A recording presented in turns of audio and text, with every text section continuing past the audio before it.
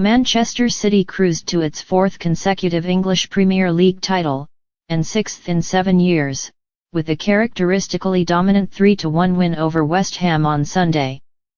City entered the EPL's final day 2 points ahead of Arsenal, knowing that a victory would yield yet another trophy. And to get that victory plus a celebratory pitch invasion, it hardly had to fret or sweat. Precisely 78 seconds after kickoff, Phil Foden blasted City into the lead.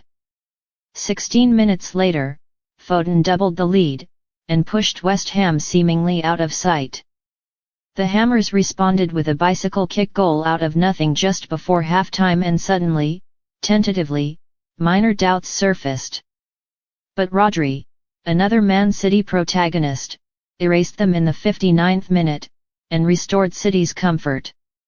Arsenal, playing simultaneously 200 miles south in London, beat Everton. But the Gunners, who'd pushed City to the wire, were powerless because City had been charging toward the finish line, unbeaten in all competitions since a December 6 loss at Aston Villa.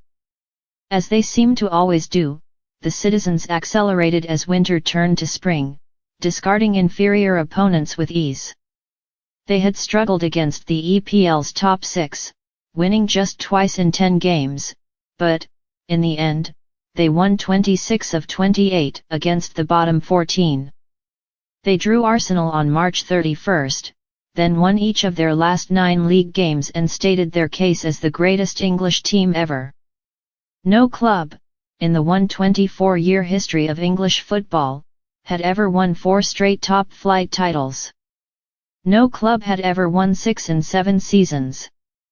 No club has ever won back-to-back domestic doubles, which City could do if it beats Manchester United in Saturday's FA Cup final.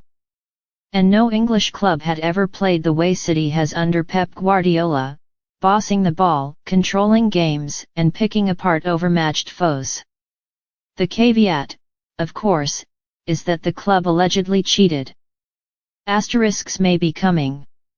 The Premier League has charged City with 115 breaches of rules, most of them related to false accounting and excessive spending.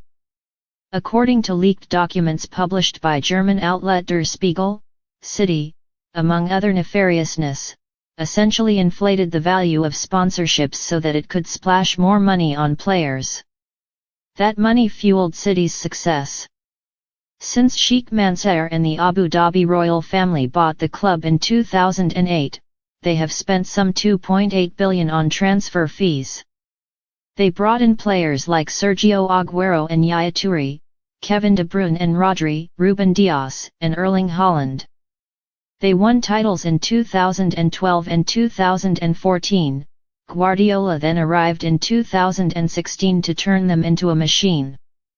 But their latest superstar, Foden, cost zero. He was born, raised and molded in Greater Manchester.